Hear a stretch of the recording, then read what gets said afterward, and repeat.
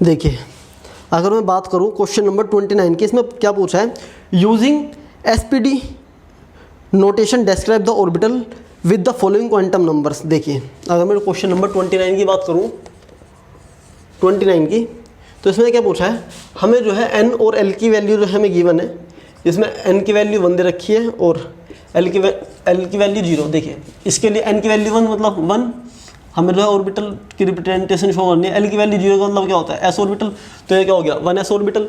ऐसे ही जो है अगर मैं बी पार्ट की बात करूं तो इसमें क्या पूछा है, L is equal to 3, L is equal to 1 और सी में N is equal to 4, L is equal to 2, D में एन इजिकल टू 4 और एल इजिकल टू 3। देखिए इसका मतलब क्या है, एल की वैल्यू 1, इसका मतलब क्या है पी ऑर्बिटल, तो ये इन दोनों से मिलके क्या हो जाएगा 3p ऑर्बिटल। और ऐसे ही जो है एन की वैल्यू क्या है 4 और p, एल की वैल्यू क्या है 2, एल की वैल्यू 2 किसके लिए होती है डी ऑर्बिटल के लिए, तो ये 4d हो जाएगा। इसी तरीके से जो है 4l की वैल्यू 3 किसके लिए होती है एस, यहाँ हमने लिखा था S P D F G, L की वैल्यू जब क्या होती है 0 1 2 3 4, और हमें किसके लिए पूछा है एल की वैल्यू 3, तो 3 किसको कोरस्पोंड कर रहा है एफ को, तो यहाँ क्या हो जाएगा 4f। क्वेश्चन नंबर 30, जैसे ही मैंने बोर्ड पर जो है पहले से जो है क्वेश्चन लिख दिया है, तो ताकि हमारा टाइम वेस्ट ना हो, तो क्वेश्चन को पढ़ते हैं। इसमें क्या पूछा है, explain give reason which of the following set of quantum number are not possible. हमें जो है ये बताना है कि कौन कौन से जो है क्वांटम नंबर का जो सेट जो है वो पॉसिबल नहीं है। देखिए इस क्वेश्चन को जो है आप बहुत ही अच्छे से समझेंगे, और जितने भी आपके अब तक क्वांटम नंबर से रिलेटेड जितने भी डाउट होंगे वे इस क्वेश्चन से जो है सारे क्लियर हो जाएंगे। तो इस वजह से आप बहुत ही अच्छे से समझेंगे इस क्वेश्चन को। इसमें हमें क्या बताना है, कौन से जो है क्वांटम नंबर जो सेट जो है क्वांटम नंबर का कौन सा जो है ये पॉसिबल है और कौन सा पॉसिबल नहीं है। अगर मैं बात करूं फर्स्ट पार्ट की, अगर मैं इसकी फर्स्ट पार्ट की बात करूं जिसके लिए जो है एन की वैल्यू 0 है, एल की वैल्यू भी 0 है। देखिए दो क्वांटम नंबर की जो सेम वैल्यू जो है, अगर सेम वैल्यू होती है तो क्या एग्जिस्ट नहीं करते पहली बात। तो यहाँ जो अगर मैं बात करूँ N is equal to 0, N is equal to किसी जो प्रिंसिपल क्वांटम नंबर जो होता है उसकी वैल्यू जो है नेवर भी 0 नहीं हो सकती कभी भी, क्योंकि एन प्रिंसिपल क्वांटम नंबर की जो वैल्यू स्टार्ट होती है वो कितने से होती है 1 2 3 4 एंड सो ऑन। तो इस वजह से ये तो पॉसिबल नहीं है ए पार्ट। ऐसे ही मैं अगर मैं बी की बात करूं, इसमें क्या है, अगर एन की वैल्यू 1 है तो इसका क्या मतलब है, एन की वैल्यू 1 और एल की वैल्यू जब 0 होती है तो कौन सा ऑर्बिटल को डिनोट करता है, ये करता है 0s के लिए 1s ऑर्बिटल तो होता भी है, ठीक। और ऐसे ही जो है एम एल की वैल्यू भी 0 होगी, और ये क्या -12 का मतलब क्या है, जो इलेक्ट्रॉन जो प्रेजेंट है हमारा ऑर्बिटल के अंदर उसकी जो स्पिन कैसी है, ऐसी एंटी क्लॉकवाइज है। तो इस स्पिन का मतलब क्या है -12, और अगर ये स्पिन हो तो क्या हम क्या बोलते हैं +12, जो ये क्या है क्लॉकवाइज और ये क्या है एंटी क्लॉकवाइज, ठीक। तो इसके लिए जो है 1s की वैल्यू ये भी पॉसिबल होगा, बी पार्ट भी। अब हम आते हैं सी पार्ट पे, इसको एक बार हम चेक करके देख लेते हैं कि ये पॉसिबल है या नहीं है। अगर मैं बात करूं सी की तो 1, ये 1 और एल की वैल्यू जो 1 होती है वो किसके लिए होती है, पी ऑर्बिटल के लिए। तो 1p हम एक बार इसको चेक करते हैं, 1p ऑर्बिटल जो है हमारा एग्जिस्ट भी करता है या नहीं। अगर मैं बात करूं इसके लिए n की वैल्यू क्या है हमारी 1 और l की वैल्यू भी 1 है। अगर मैं l की वैल्यू जो है इसकी निकालूं, l की वैल्यू कितनी होगी 0 to n-1 होता है फॉर्मूला इसका, इजिकल टू 0 to n कितना है 1 1 तो मतलब क्या 0 ही हो जाएगा। और अगर l की वैल्यू जो हमारी 0 होती है वो किसको रिप्रेजेंट करती है, s ऑर्बिटल को जो हमारी रिप्रेजेंट करती है।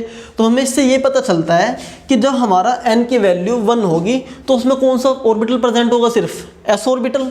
और यहाँ हमें कौन सा दे रखा है p ऑर्बिटल, तो हमारा ये भी पॉसिबल नहीं है, ये वाला भी पॉसिबल नहीं है हमारा सी पार्ट भी हमारा पॉसिबल नहीं है। ऐसे ही मैं अगर डी पार्ट की बात करूं तो n की वैल्यू क्या है 2, n की वैल्यू 2 और l की वैल्यू क्या है 1 का मतलब क्या है p। तो हम एक बार ये देख लेते हैं 2p जो है हमारा जो ऑर्बिटल है वो एग्जिस्ट भी करता है नहीं, ये जो सब सेल है। अगर मैं इसकी बात करूं तो n की वैल्यू क्या है हमारी 2 और l की वैल्यू क्या है 1। अगर मैं फॉर्मूले की बात करूं l is equal to 0 to n-1 होता है, 0 to n कितना है यहाँ n है 2 तो 2 - 1 तो 2 - 1 1 होता है, तो 0 और 1 हमारी जो वैल्यू आई है एल की वो कौन कौन सी आई है, 0 और 1। जब हमारे एन की वैल्यू जो है हमारी जब 2 होगी तो उसमें कौन सी सब सेल प्रेजेंट होंगी, उस ऑर्बिट के अंदर कौन सी सब सेल प्रेजेंट होगी, 0 का मतलब एस और 1 का मतलब क्या, पी। तो एस का मतलब क्या, और कौन सी सेल में 2, तो 2s और 2p जो है हमारी प्रेजेंट होगी। और हमें गिवन कौन सी है, 2p, तो मतलब ये को तो एग्जिस्ट करेगा, ये चीज़ एग्जिस्ट कर रही है हमारी, और ये भी। और ml की वैल्यू क्या होती है, अगर हमें ml का निकालना हो तो -l से +l होता है, -l से हमारी +l वैल्यू होती है। और अगर मैं इसको यहाँ ले जाऊँ ml, और हमारी l की वैल्यू क्या है, l की वैल्यू जो है इसके लिए 1 है, तो -1 2 +1, तो -1 0 और 1, इनमें से कोई वैल्यू है 0, तो इसका मतलब ये भी सही हमारी वैल्यू जो है। और ऐसी जो है -½ का मतलब क्या है, उस ऑर्बिटल में जो है हमारी कौन सी -½ स्पिन है, इसका मतलब क्या है, एंटी क्लॉकवाइज जो स्पिन जो वो होगी, स्पिन होगी वो क्या नीचे की तरफ को होगी। तो ये भी सही है हमारा, डी पार्ट भी सही है। तो और ये हमारा 1s, तो ये भी सही था। तो ऐसे ही हम ई पार्ट को एक बार देख लेते हैं। अगर मैं ई पार्ट की बात करूं, देखिए ई पार्ट में क्या दे रखा है, एन की वैल्यू 3 दे रखी है, जैसे कि आपने प्रीवियस क्वेश्चन में जो है आपने कर रखा है, काफ़ी पिछले क्वेश्चन में हमने क्या बताया था, हमें जो है क्या बताना, 3s ऑर्बिटल है, 2s ऑर्बिटल है, 4s, उसी तरीके से हम पहले यहाँ चेक कर रहे हैं, फिर वो देख रहे हैं कि वो एग्जिस्ट भी करता है या नहीं। अगर वो एग्जिस्ट करता है तो इसका मतलब क्या है, वो पॉसिबल वैल्यू है उसके लिए। देखिए अगर ये 3 है, 3 और ये क्या l, भाई मैंने आपको जैसे बताया था 0 1 2 3 1 2 3 4 5 4, ये क्या होती है, n की वैल्यू होती है, और ये किसको डिनोट करती है, l की वैल्यू। और l की वैल्यू जब 0 होती है ये s ऑर्बिटल, ये p, ये d, f एंड ये g। और हमारे लिए जो है n की वैल्यू 3 ठीक है, और l की वैल्यू 3, l की वैल्यू जब 3 होगी तो कौन सा ऑर्बिटल है, f। हम ये एक बार ये देख लेते हैं, जो 3f ऑर्बिटल जो है वो एग्जिस्ट भी करता है हमारे थर्ड ऑर्बिट में या नहीं। देखिए इसके लिए जो है n की वैल्यू कितनी है, 3, और l की वैल्यू कितनी है, l की वैल्यू भी क्या है, 3। अगर मैं बात करूँ l के फॉर्मूले की, वो क्या होता है, l = 0 to n - 1, 0 to n - 1 होता है। तो 0 to n कितना है, n3 - 1 = 0 2 2, तो 0 1 और 2। 0 किसको डिनोट करता है, एस सब सेल को, 1 किसको डिनोट करता है, p, और 2 किसको करता है, d के लिए। भाई हमें इससे ये पता चल गया कि जो जब हमारी n = 3 थर्ड ऑर्बिट में जो है जब इलेक्ट्रॉन होगा तो उसकी जो है उसमें कौन कौन सी सब सेल प्रेजेंट होंगी, पॉसिबल होंगी, s p d, उसमें f तो प्रेजेंट होगी नहीं, तो इस वजह से क्या हमारा ये एग्जिस्ट ही नहीं करता। जो मिनिमम वैल्यू जो होती है f एग्जिस्ट करने की, जब n = 4 पे जो है वो एग्जिस्ट करता है, हमने यहाँ से पता भी लगा लिया। तो ये जो हमारी क्या गलत है। वैसे आप जो है देखते ही बता सकते हो कि जब n और l की वैल्यू दोनों सेम हो जाए तो वो क्या एग्जिस्ट ही नहीं करेगा, वो पॉसिबल ही नहीं होगा।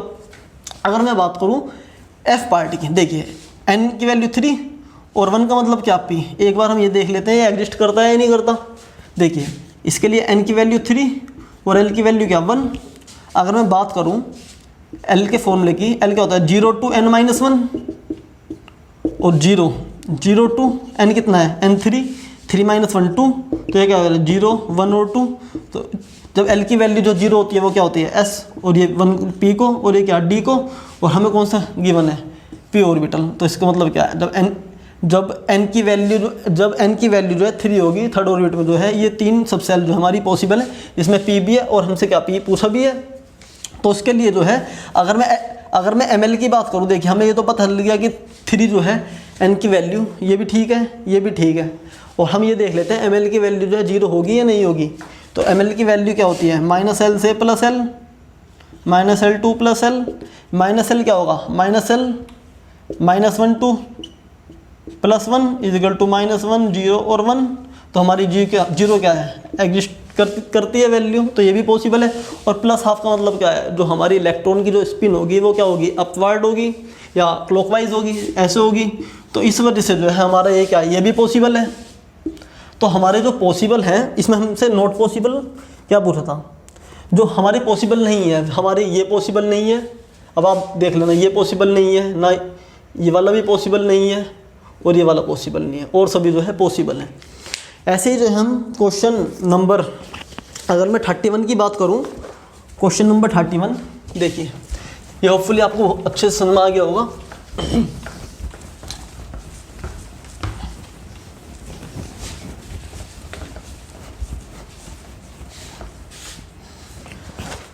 अगर मैं क्वेश्चन नंबर 31 की बात करूँ, इसमें क्या पूछा है, how many electrons in an atom में have the following quantum number. देखिए हमें जो है नंबर ऑफ इलेक्ट्रॉन प्रेजेंट बताने हैं, जो हमें क्वांटम नंबर जो है हमें गिवन जो है।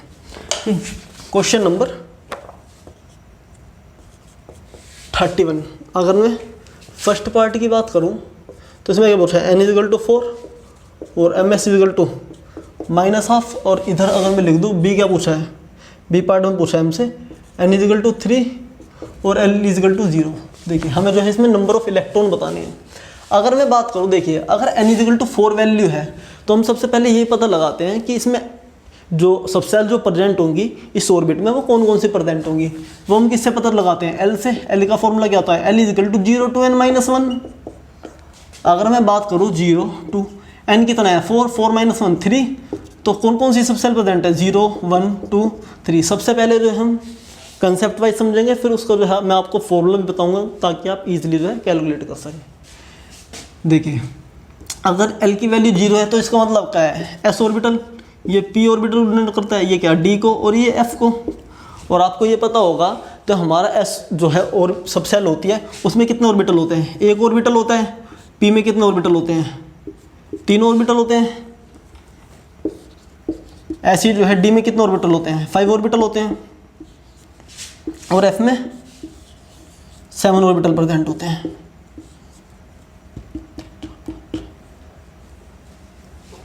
सेवन ऑर्बिटल प्रेजेंट होते हैं। तो हमें ये बताना है कि इसमें जो है टोटल, अगर हम टोटल नंबर ऑफ इलेक्ट्रॉन्स की बात करें, देखिए किसी भी एक, अगर मैं एक ऑर्बिटल की बात करूं तो उसमें जो है मैक्सिमम 2 इलेक्ट्रॉन भर सकते हैं, और वो भी विद अपोजिट स्पिन। ये किसने बताया था हमारा,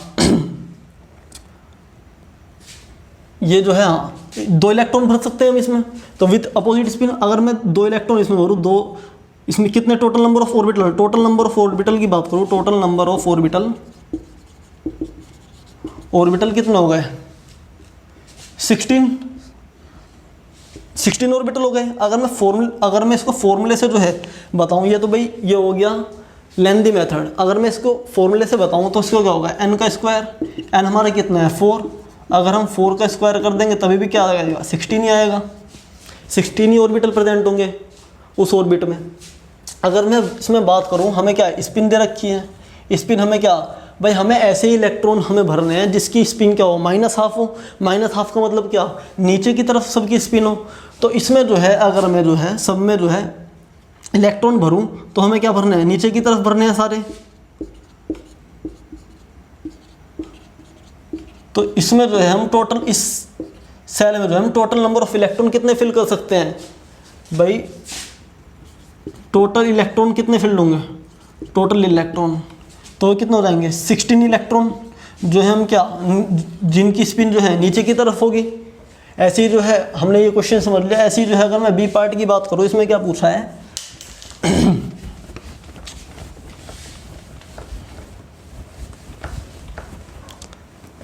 देखिए अगर बी पार्ट की बात करूँ, n इज इक्वल टू 3 और l इज इक्वल टू 0 दे रखा है। l इज इक्वल टू 0 किसको डिनोट करता है, s ऑर्बिटल को, और n इज इक्वल टू 3 किसको डिनोट करता है भाई, हमें ये पता चल गया ये तो ऑर्बिटल है। s ऑर्बिटल में क्या, एक s सबसेल में जो है एक ही ऑर्बिटल होता है, एक ऑर्बिटल। हमें इसमें क्या बताना है, कितने इलेक्ट्रॉन आ सकते हैं भाई, एक ऑर्बिटल में जो हम मैक्सिमम कितने इलेक्ट्रॉन रख सकते हैं 2 इलेक्ट्रॉन रख सकते हैं विद अपोजिट स्पिन। तो इसका जो आंसर होगा वो कितना होगा 2 इलेक्ट्रॉन। ठीक, क्वेश्चन नंबर 32, इसमें क्या पूछा है, show that the circumference of the Bohr orbit for the hydrogen atom is an integral multiple of the de Broglie wavelength associated with the electron revolving around the orbit. इसमें हमें ये बताना है, हमें जो प्रूव करना है, सबसे पहले हम ये लिख लेते हैं इसमें प्रूव क्या करना है। देखिए इसमें बताना है जो सर्कमफ्रेंस है किसी बोर ऑर्बिट का, ये कोई न्यूक्लियस है, इसके जो ये सर्कमफ्रेंस होता है जिसको हम क्या बोलते हैं ऑर्बिट बोलते हैं।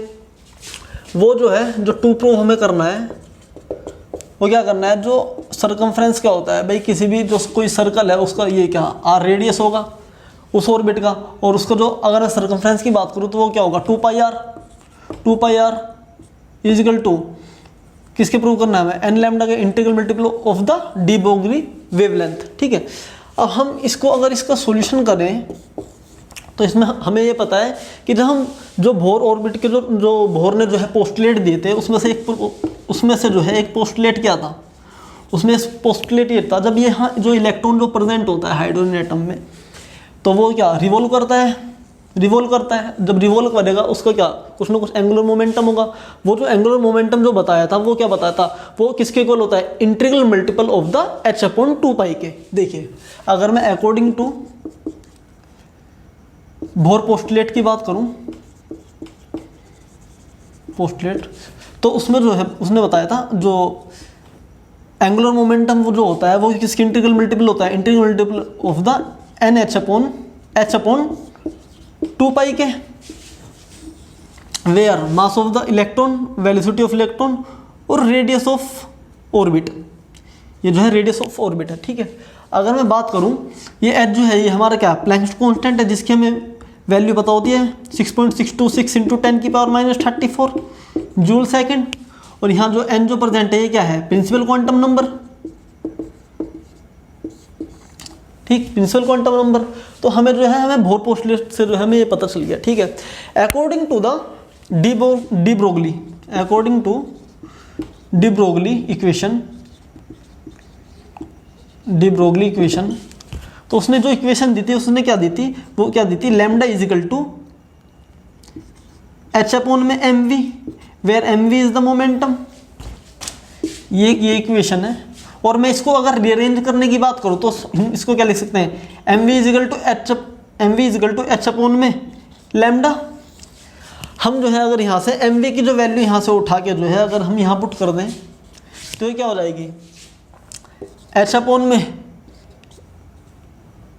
लैम्डा इंटू में r is equal to NH/2π, h से जो है h कैंसिल हो जाएगा। अगर मैं क्रॉस मल्टीप्लिकेशन की बात करूं तो क्रॉस मल्टीप्लाई करके क्या हो जाएगा, n lambda 2πr is equal to क्या n लैम्डा, और यही क्या है हमें प्रूव करना था।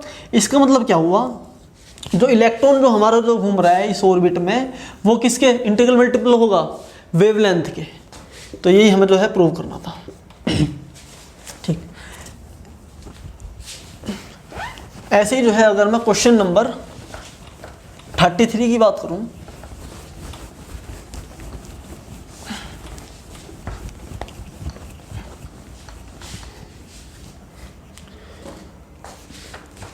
क्वेश्चन नंबर 33, इसमें क्या पूछा है, what transition in hydrogen spectrum would have the same wavelength as the Balmer transition n equal to 4 to n equal to 2 of helium positive spectrum. देखिए हमें जो है हमें इसमें जो है हमें ट्रांजिशन बताना है, हमें हाइड्रोजन एटम के लिए क्या बताना है, ट्रांजिशन का मतलब कहाँ से कहाँ जो है वो फॉल होगा, मतलब कहने का मतलब क्या है, हमें जो है n इनिशियल और n फाइनल जो हमें बताना है कि n इनिशियल क्या होगा और n फाइनल क्या होगा हाइड्रोजन एटम के लिए। और हमें जो है हीलियम पॉजिटिव आयन के लिए जो है हमें गिवन है क्या, n इनिशियल और n फाइनल। हमें जो गिवन है वो क्या गिवन है, देखिए ये n इजिकल टू 1 n2 3 4 और 5 हमें बोल रखा है जो इलेक्ट्रॉन जो है वो क्या नीचे आ रहा है n इजिकल टू 2 पे, जो हमारा n की वैल्यू जो 4 होगी वो हम क्या बोलेंगे इनिशियल, और जहाँ की गिर रहा है उसको क्या बोलेंगे हम n फाइनल। 4 किसके लिए, हीलियम आयन के लिए। अगर मैं बात करूँ इसकी तो आपने एक फॉर्मूला पढ़ा होगा, वेवलेंथ जो वेव नंबर होता है वो क्या होता है 1/λ इजिकल टू, इसका जो फॉर्मूला होता है वो क्या होता है रिडबर्ग कांस्टेंट इंटू में z का स्क्वायर ब्रैकेट में 1/n फाइनल का स्क्वायर माइनस 1/n इनिशियल का स्क्वायर। हमें जो है हीलियम एटम के लिए हीलियम आयन के लिए अगर मैं बात करूं तो हमें क्या पता है, n फाइनल की वैल्यू हमें पता है क्या है, n फाइनल की वैल्यू कितनी है 2, n इनिशियल की वैल्यू कितनी है 4, यहाँ जो रिडबर्ग कांस्टेंट है ये कांस्टेंट होता है, और जेड की वैल्यू हमें यहाँ से पता चल जाएगी कि हीलियम के लिए जेड की वैल्यू क्या होगी 2, क्योंकि जेड किसको रिप्रेजेंट करता है, एटॉमिक नंबर को। तो यहाँ से जो है हम इजीली क्या है वेवलेंथ जो हम फाइंड आउट कर सकते हैं।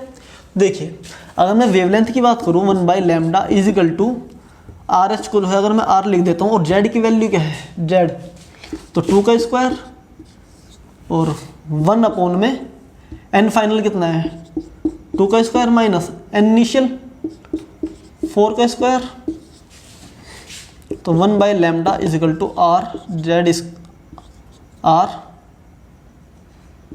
4, 1 अपॉन में 4 माइनस 1 अपॉन में 16।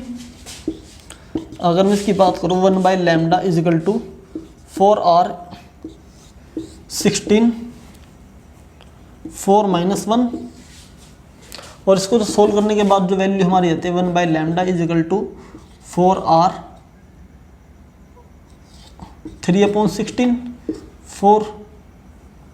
4 जा, तो लैम्डा की अगर मैं वैल्यू की बात करूँ तो वो क्या रहेगी 4/3 इंटू 1/r, तो हमारी कुछ ये वैल्यू आएगी लैम्डा इजिकल टू 4/3 1/r। ठीक, तो हमें क्या बता रखा है क्वेश्चन में, हमें जो है गिवन है, हमें ये बता रखा है कि अगर हाइड्रोजन के लिए जो है वेवलेंथ की वैल्यू सेम हो तो हमारे कौन सा जो है ट्रांजिशन होगा, हमें यहाँ से एन इनिशियल और एन फाइनल की जो है वैल्यू जो है कैलकुलेट करनी है। ठीक, तो हमें ये पता है कि लैम्डा के जो हमने हीलियम के लिए जो है वेवलेंथ जो निकाली है वो कितनी आई है 4/3 1/r आई है इंटू, देखिए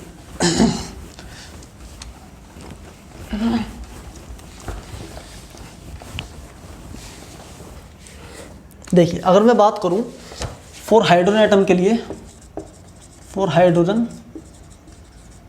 के लिए तो उसके लिए क्या होगा 1/λ equal to wave number equal to R H, Z की वैल्यू हाइड्रोजन के लिए 1 का स्क्वायर 1 अपॉन में एन फाइनल का स्क्वायर माइनस 1 अपॉन में एन इनिशियल का स्क्वायर, और उसमें हमें बोल रखा है जो हीलियम के लिए जो वेवलेंथ है वो ही किसके लिए लेनी है हमें हाइड्रोजन एटम के लिए। तो लैम्डा की वैल्यू मैं यहाँ इजीली पुट कर सकता हूँ, लैम्डा की वैल्यू कितनी हो गई 4 इंटू में 3r is equal to r 1 upon में n फाइनल का स्क्वायर माइनस 1 अपॉन में n इनिशियल का स्क्वायर, तो ये r से r कैंसिल हो गया, तो ये क्या हो गया 3/4 इजिकल टू 1/n फाइनल का square is equal minus 1 n initial का स्क्वायर। देखिए अब यहाँ जो है आपको हिट एंड ट्रायल जो है यूज़ करना है मेथड, तो हमें यहाँ जो है यहाँ n फाइनल और n इनिशियल की इस तरीके से हमें वैल्यू रखनी है ताकि हमारा जो रेशियो क्या है 3/4 का रेशियो है। देखिए अगर मैं यहाँ जो है n फाइनल की जो वैल्यू और n इनिशियल की, अगर मैं n इनिशियल की वैल्यू यहाँ 2 ले लेता हूँ और n फाइनल की वैल्यू अगर मैं 1 ले लूँ, तो इसको अगर मैं ये वैल्यू पुट करके देखूँ तो क्या मेरी यही वैल्यू आ रही है 1 अपॉन में n फाइनल कितना 1 का square minus 1 upon n initial 2 का स्क्वायर क्या 4, तो 4 कॉमन, तो 4 माइनस 1, तो हमारी क्या वैल्यू है 3/4, तो यही हमारी क्या है इसके लिए भी है वैल्यू। तो इससे हमें ये पता चल गया कि n इनिशियल और n फाइनल की जो वैल्यू हमारी पॉसिबल ये होगी, तो n इनिशियल का मतलब क्या है n की वैल्यू जब यहाँ 2 होगी,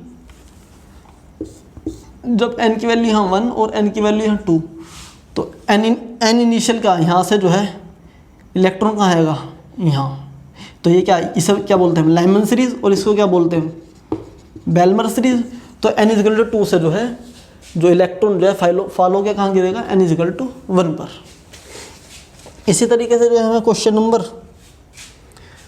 34 कर रहे हैं, होपफुली समझ आ गया होगा आपके। इसमें जो है बस वेवलेंथ जो है हमें सेम रखनी थी।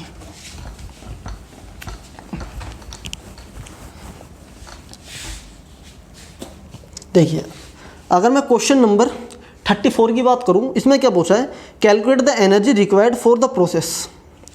जो हम इक्वेशन लिख लेते हैं सबसे पहले 34 में He पॉजिटिव गैसियस और He2 positive gaseous plus 1 electron.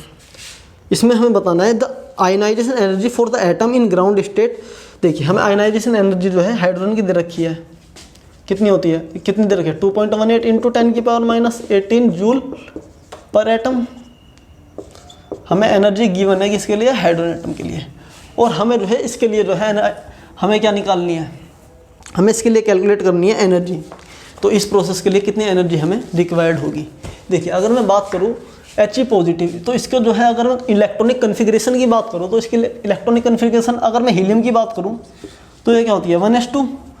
अगर पॉजिटिव है तो 1 इलेक्ट्रॉन हमने निकाल दिया तो इसकी क्या हो जाएगी 1, तो इसकी यहाँ क्या हो गई 1s1। ये क्या पॉजिटिव की, अगर मैंने एक और इलेक्ट्रॉन निकाल दिया तो इसकी क्या हो जाएगी 2 पॉजिटिव, तो यहाँ क्या हो जाएगा 0, तो इसकी कन्फ्यूजन क्या हो गई 1s0। देखिए अब जो है आपको ये करना है कि अगर ये जो है ये हमारा एटम है,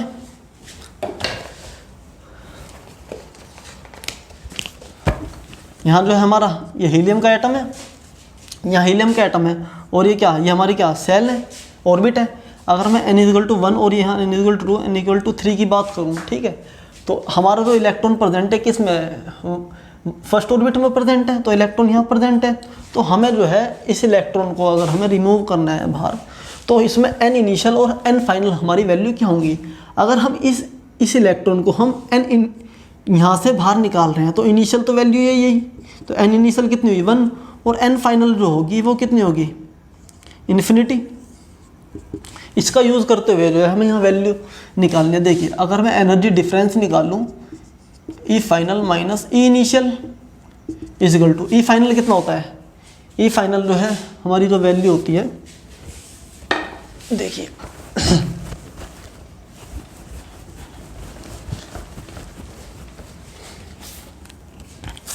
अगर मैं डेली अगर हमें निकालना है तो ये क्या होगा, फाइनल में से इनिशियल माइनस करेंगे, और फाइनल जो वैल्यू होती है कितनी होती है 2.18 इंटू 10⁻⁻18। और किसके लिए निकाल रहे हैं हम, हीलियम एटम के लिए। तो यहाँ क्या Z होता था, तो Z तो 2 का स्क्वायर अपॉन में n कितना है, क्योंकि n इनिशियल हमारा कितना था 1 और n फाइनल कितना था इन्फिनिटी। अगर यहाँ फाइनल की बात करें तो इन्फिनिटी का स्क्वायर माइनस 2.18 इंटू 10⁻⁻18 अपॉन में 2 का स्क्वायर हो जाएगा, और हमारा n क्या है 1 का स्क्वायर। तो अगर 1/∞ की बात करो तो 1/∞ कितना हो जाता है 0, और माइनस माइनस क्या हो जाएगा प्लस, और ये क्या हो जाएगा 2.18 इंटू 10⁻⁻18 इंटू 4 अपॉन में 1 इक्वल टू। तो इसको जो है सोल्व करने के बाद जो हमारी वैल्यू जो आती है वो आती है अप्रोक्स, वो हमारी वैल्यू आती है 8.72 इंटू 10⁻⁻18 जूल। इतनी जो है हमारी एनर्जी रिक्वायर्ड होगी इस आयन से इस आयन में कन्वर्ट करने के लिए। क्वेश्चन नंबर 35, इसमें क्या पूछा है, if the diameter of a carbon atom is 0.15 nanometre, calculate the number of carbon atom which can be placed side by side in a straight line across length of scale of length 20 centimetre long. देखिए इस question को समझते हैं। Question number 35, इसमें हमें सबसे पहले हम ये लिख लेते हैं कि इसमें गिवन क्या है। अगर इसमें जो है हमें डायमीटर जो है दे रखा है, डायमीटर जो है हमारा 0.15 नैनोमीटर, और हमें जो है नंबर ऑफ कार्बन एटम बताने हैं, नंबर ऑफ कार्बन एटम जो है हमें कैलकुलेट करने हैं विच कैन बी प्लेस्ड। देखिए जो ये कार्बन एटम जो है ये हमने जो है साइड बाय साइड जो है हमने लगा दिए हैं, और हमें जो है एक कार्बन एटम का जो हमें डायमीटर गिवन है, और इसकी जो है हमें लेंथ गिवन है, जो हमें लेंथ जो गिवन है इसकी वो कितना है 20 सेंटीमीटर लॉन्ग। जो ये लेंथ हमें क्या गिवन है 20 सेंटीमीटर। हमें बताना है कि जो हम साइड बाय साइड जो है हम एटम जो लगा रहे हैं कार्बन के एटम, इतने सेंटीमीटर में जो है कितने नंबर ऑफ कार्बन के एटम जो है हमें लगाने पड़ेंगे। तो सबसे पहले देखिए अगर मैं बात करूं, अगर मैं इस जो हमें लेंथ गिवन है अगर मैं उसको जो है डिवाइड कर दूँ किससे, डायमीटर से, तो हमें पता चल जाएगा कि कितने नंबर ऑफ कार्बन एटम जो है साइड बाय साइड जो है लगा रखे हैं हमने। देखिए अगर मैं यहाँ से एक फॉर्मूला निकालूँ, लेंथ अपॉन में diameter of atom is equal to number of carbon atom, क्योंकि हमें जो है नंबर ऑफ कार्बन एटम पता चलाएंगे, नंबर ऑफ कार्बन एटम पता चलाएंगे जब हम length divided by diameter of atom करेंगे। देखिए जो ये डायमीटर हो गया, ये इसका डायमीटर हो गया, ये इसका हो गया, ये इसका हो गया। अगर हम एक से डिवाइड कर दें तो हम इजीली कैलकुलेट कर सकते हैं कि कितने नंबर ऑफ कार्बन एटम जो है प्रेजेंट होंगे, कितने हमने जो है कार्बन एटम जो है साइड बाय साइड लगा रखे होंगे। तो देखिए अगर मैं वैल्यू पुट करूँ, लेंथ कितनी है 20 सेंटीमीटर अपॉन में, अगर मैं डायमीटर की बात करूँ, डायमीटर कितना है 0.15 नैनोमीटर है, तो इंटू में 10⁻⁹ मीटर। और अगर इस सेंटीमीटर को जो है मैं किस में कन्वर्ट करूँ, मीटर में, तो मुझे मल्टीप्लाई करना होगा इंटू 10⁻⁻2 मीटर। मीटर से मीटर कैंसिल, तो 20 अपॉन में 0.15 into 10⁻⁻2 plus 9 is equal to 20 upon 0.15 into 10⁻7 is equal to. तो इसको कैलकुलेट करने के बाद जो हमारी जो वैल्यू आती है, हमें क्या मिलता है, number of carbon atom present, number of carbon atom. तो इसको जो है कैलकुलेट करने के बाद जो हमारी जो वैल्यू आती है वो अप्रोक्स आती है 1.33 इंटू 10⁹ इतने जो है नंबर ऑफ कार्बन एटम जो है हमें लगाने पड़ेंगे इस लेंथ के लिए, 20 सेंटीमीटर के लिए।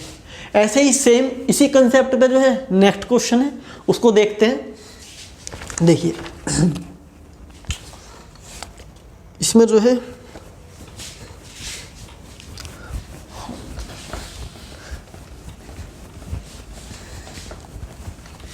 देखिए एक बार नेक्स्ट क्वेश्चन देखते हैं, इसमें क्या पूछा है। क्वेश्चन नंबर 36, इसमें पूछा है 2 × 10⁸ atom of carbon are arranged side by side, calculate the radius of carbon atom if the length of this arrangement is 2.4। देखिए इसको जो है थोड़ा सा घुमा के पूछ रखा है क्वेश्चन। क्वेश्चन नंबर 36, अगर मैं क्वेश्चन नंबर 36 की बात करूं, इसमें जो है इस बार जो मुझे नंबर ऑफ एटम जो है प्रेजेंट है, हमें जो है नंबर ऑफ एटम प्रेजेंट है, नंबर ऑफ कार्बन एटम हमें कितने दे रखे हैं, वो है 2 × 10⁸, 2 × 10⁸ इतने जो है हमारे कार्बन एटम जो है प्रेजेंट है, ठीक। और हमें जो है जो लेंथ गिवन है, हमें लेंथ कितनी दे रखी है 2.4 सेंटीमीटर, 2.4 सेंटीमीटर दे रखी है। और हमें बताना है calculate the radius of carbon atom, हमें जो है रेडियस निकालना है कार्बन एटम का। देखिए हम कैसे कैलकुलेट करेंगे, जैसे कि हमने पिछले क्वेश्चन में जो है हमने एक फॉर्मूला ट्राई करा था, वो क्या था, number of carbon atom is equal to, हमने क्या निकाला था 2.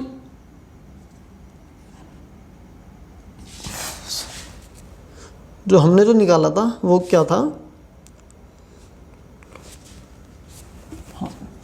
2.4 सेंटीमीटर। ऊपर जो क्या थी हमारी लेंथ थी, और नीचे हमारा क्या था डायमीटर था एक एटम का। तो यहाँ से अगर हम क्रॉस मल्टीप्लिकेशन करूँ, इस बार जो है हमें नंबर ऑफ कार्बन एटम ये जो गिवन है, और ये जो है हमारे पास क्या है, ये लेंथ भी गिवन है, तो हम इजीली यहाँ से क्या कैलकुलेट कर लेंगे डायमीटर। अगर हमें किसी भी एटम का डायमीटर पता चल गया तो हम इजीली जो है उसका रेडियस फाइंड आउट कर सकते हैं। अगर मैं नंबर ऑफ कार्बन एटम की बात करूँ तो वो क्या है 2 × 10⁸ atom is equal to 2.4 centimetre upon में डायमीटर। अगर मैं यहाँ क्रॉस मल्टीप्लिकेशन करूँ तो 2.4 सेंटीमीटर अपॉन में 2 × 10⁸ इतने एटम। तो यहाँ से जो है हम इजीली जो है हम क्या निकाल सकते हैं डायमीटर, वो भी इन सेंटीमीटर। देखिए अगर मैं इसको कैलकुलेट करने के बाद जो हमारी जो वैल्यू आती है वो अप्रोक्स आती है 1.2, तो 1.2 × 10⁻⁸ सेंटीमीटर इतना जो है हमारा क्या आ गया, डायमीटर आ गया। लेकिन हमसे जो है इसने क्या पूछा है, हमें जो बताना है रेडियस बताना है किसका, कार्बन एटम का। अगर मुझे रेडियस बताना है इसका तो हम क्या 2 से डिवाइड कर देंगे, क्योंकि जो रेडियस का जो फॉर्मूला होता है वो क्या होता है d/2। तो r is equal to diameter कितना है 1.2 इंटू 10⁻⁸ सेंटीमीटर अपॉन में 2। तो r is equal to 0.6 into 10⁻⁸ centimetre. यही हमारा क्या होगा, आंसर भी होगा। क्वेश्चन नंबर 37, इसमें क्या पूछा है, the diameter of zinc atom is 2.6 angstrom, calculate. First part में पूछा है radius of the zinc atom in picometre. हमें जो रेडियस कैलकुलेट करनी है जिंक की वो किस में करनी है, पिकोमीटर में। और सेकंड पार्ट की अगर मैं बात करूँ, इसमें क्या पूछा है, number of atom present in a length of 1.6 centimetre if the zinc atom are arrange side by side lengthwise. ठीक, अगर मैं क्वेश्चन नंबर 37 देखिए, इसमें जो हमें सबसे पहले हम ये देख लेते हैं कि हमें गिवन क्या है। क्वेश्चन नंबर 37 की अगर मैं बात करूं, हमें जो है डायमीटर गिवन है जिंक का, वो कितना है 2.6 आर्मस्ट्रॉन्ग, और हमें जो है रेडियस बताना है वो भी किस में, पिकोमीटर में। जिंक एटम का जो हमें रेडियस बताना है वो भी किस में, पिकोमीटर में। फर्स्ट पार्ट तो हमारा ये है। ठीक, सेकंड पार्ट में जो हमें बताना है, सेकंड पार्ट में हमें बताना है number of atom present, number of atom present in length, कितनी लेंथ में, 1.6 सेंटीमीटर में। देखिए प्रीवियस जो हमने क्वेश्चन, 2 क्वेश्चन हमने डिस्कस करे हैं, उसी कंसेप्ट पे जो है सेम एज इट इज़ जो है क्वेश्चन ये बेस्ड है। देखिए अगर मैं इसकी बात करूँ, डायमीटर, हमें डायमीटर गिवन है और हमें सीधा जो है रेडियस पूछ रखा है। डायमीटर क्या होता है, अगर मैं रेडियस की फॉर्मूले की बात करूँ, r is equal to d/2 होता है। और r क्या हो गया, डायमीटर कितना हो गया 2.6 अपॉन 2 इंटू, अगर ये जो है आर्मस्ट्रॉन्ग में दे रखा है, अगर हम इसे मीटर में कन्वर्ट करें तो हमें क्या करना होगा, 10⁻⁻10 से मल्टीप्लाई करना होगा मीटर में चेंज करने के लिए। अगर मैं इसको जो है डिवाइड करूँ तो 1.3, तो 1.3 इंटू 10⁻⁻10 मीटर। और मुझे इसे किस में कन्वर्ट करना है, पिकोमीटर में। अगर मुझे इसे पिकोमीटर में कन्वर्ट करना है तो अगर मैं मल्टीप्लाई और डिवाइड, अगर ऊपर नीचे नोमिनेटर और डिनोमिनेटर में जो है अगर मैं मल्टीप्लाई कर दूँ 10⁻⁻2 से, और ये क्या 10⁻⁻10 प्लस -2, ये जो है दोनों प्लस हो जाएंगे तो 10⁻⁻12 हो जाएगा मीटर में। और इसको हम क्या बोलते हैं, पिकोमीटर। और जो नीचे जो है ये -10⁻⁻2 जो है, ये जो नीचे की साइड है, ये ऊपर जाके क्या प्लस में कन्वर्ट हो जाएगा। तो 1.36 इंटू 100 पिकोमीटर, तो यहाँ वैल्यू कितनी रहेगी 136 पिकोमीटर, सॉरी 130 ये पिकोमीटर में आ जाएगा। और जो है रेडियस जो है किसकी है, जिंक एटम की, किसमें, पिकोमीटर में। तो 130 जो है हमारी पिकोमीटर में। ऐसे ही अगर मैं पार्ट नंबर सेकंड की अगर मैं बात करूँ, जैसे कि हमने फॉर्मूला जो है प्रीवियस क्वेश्चन में जो हमने ड्राइव करा था, वो क्या था, हम नंबर ऑफ, यहाँ अगर हमसे जो है एटम कौन से पूछे, हमसे zinc atom, number of zinc atom जो हमें बताने हैं is equal to length upon में डायमीटर ऑफ जिंक एटम। देखिए हमें क्या बताना है, हमें जो बताना है number of carbon atom, number of atom बताना है, तो नंबर ऑफ ये बताना है। हमें जो है लेंथ हमें गिवन है और हमें डायमीटर गिवन है, तो इजीली हम क्या कैलकुलेट कर सकते हैं, क्या बता सकते हैं, नंबर ऑफ एटम प्रेजेंट। तो देखिए अगर मैं लेंथ की बात करूं, लेंथ हमारे पास कितना गिवन है 1.6 सेंटीमीटर, 1.6 सेंटीमीटर अपॉन में अगर मैं डायमीटर की बात करूं वो कितना है 2.6 इंटू 10⁻⁻10 मीटर। और 1 मीटर में कितना होता है 100 सेंटीमीटर इंटू 100 सेंटीमीटर कर दूं तो सेंटीमीटर से सेंटीमीटर कैंसिल। तो इसको जो है 1.6 अपॉन में 2.6 इंटू 10 की पावर, ये प्लस हो जाएगा, प्लस होके ये ऊपर की साइड चला जाएगा तो 8 हो जाएगा। तो इसको जो है डिवाइड करने के बाद जो हमारी जो वैल्यू आती है वो आती है अप्रोक्स 1.6 डिवाइडेड बाय 2.6, तो 0.615 इंटू 10 की पावर 8 इतने जो है हमारे एटम जो है प्रेजेंट होंगे कार्बन के, जिंक के, sorry, number of zinc atom.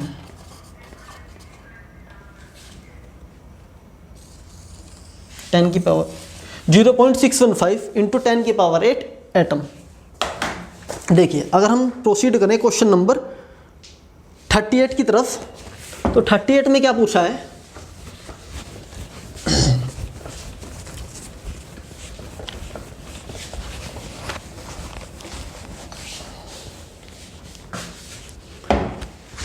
Question number 38 में क्या पूछा है, ए सर्टेन पार्टिकल कैरीज इतना coulomb charge of static electric charge, calculate the number of electron present in it. देखिए हमें जो ये बताना है कि कितने नंबर ऑफ इलेक्ट्रॉन जो है प्रेजेंट हैं और इतने कूलम चार्ज में। देखिए क्वेश्चन नंबर 38 आपने जो एक फॉर्मूला पढ़ा होगा जो क्या होता है, Q is equal to N E, Q is equal to N E, where Q is the charge, E is the charge of that electron and N is the number। हमें जो है देखिए हमें पता है कि जो इलेक्ट्रॉन का चार्ज कितना होता है, वो कितना होता है, इलेक्ट्रॉन पे माइनस साइन होता है और चार्ज कितना होता है 1.6 इंटू 10 की पावर माइनस 18 कूलम। और जो हमें जो है क्यों, ये जो हमें गिवन है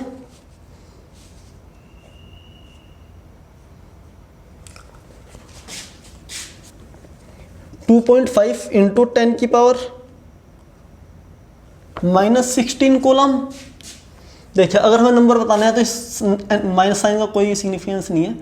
देखिए n is equal to Q by E हो गया, तो q कितना है 2.5 इंटू 10 की पावर माइनस 16 कूलम अपॉन में 1.6 इंटू 10 की पावर माइनस 19 कूलम, कूलम से कूलम कैंसिल, 2.5 अपॉन में 1.6 इंटू 10 की पावर माइनस 16 प्लस 19, तो 2.5 अपॉन में 1.6 इंटू 10 की पावर 3। और इसको जो है कैलकुलेट करने के बाद जो हमारी जो वैल्यू आती है वो आती है अप्रोक्स, हमारी जो वैल्यू आती है वो आती है 2.5 इंटू 10 की पावर 3, सॉरी 1.5625 इंटू 10 की पावर 3, इतने जो हमारे इलेक्ट्रॉन प्रेजेंट होंगे। ठीक, इसी तरीके से जो हम क्वेश्चन नंबर 39 की तरफ बढ़ते हैं। क्वेश्चन नंबर 39 जो है वो भी इसी कंसेप्ट पे बेस्ड है। देखिए अगर मैं क्वेश्चन नंबर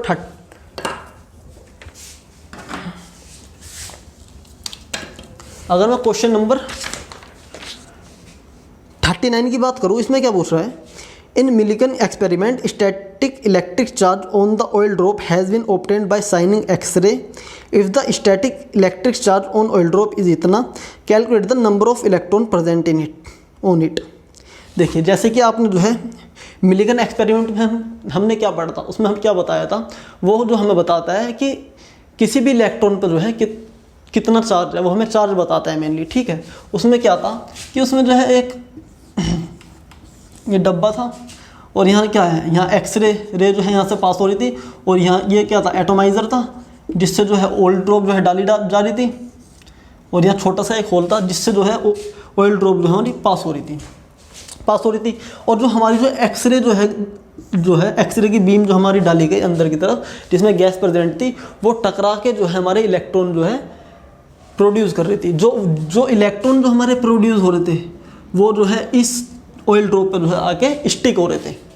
तो हमें उससे जो फॉर्मूला जो हमें पता चलता है, उससे क्या चलता था, Q is equal to N E, कि भाई जो ऑयल ड्रॉप है उसमें से जब एक्सरे जो गैस जो है जब इससे जो टकराएगी गैसियस एटम से, उससे क्या इलेक्ट्रॉन निकल रहे हैं, और जो इलेक्ट्रॉन जो है अब यहाँ इस पर स्टिक हुए हैं, तो वो क्या हुआ, वो तो नंबर हुए भाई, वो तो नंबर को बता रहे हैं हमें, और कितने इलेक्ट्रॉन स्टिक हुए हैं, और उसको हम क्या बोलते हैं, चार्ज बोल रहे थे। तो हमें जो है ये वाली वैल्यू जो है हमें गिवन है चार्ज की, और जो इलेक्ट्रॉन जो हमें पता है इलेक्ट्रॉन पे जो है चार्ज कितना होता है, तो यहाँ से हम इजीली जो है नंबर ऑफ इलेक्ट्रॉन जो है फाइंड आउट कर सकते हैं।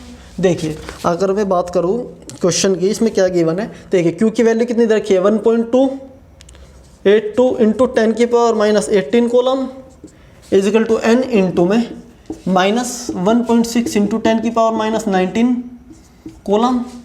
तो n की वैल्यू अगर मैं कैलकुलेट करूँ तो माइनस से माइनस कैंसिल हो जाएगा, 1.282 इंटू 10 की पावर माइनस 18 कॉलम से ये कॉलम कैंसिल हो गया, अपोन में 1.6 इंटू 10 की पावर माइनस 19।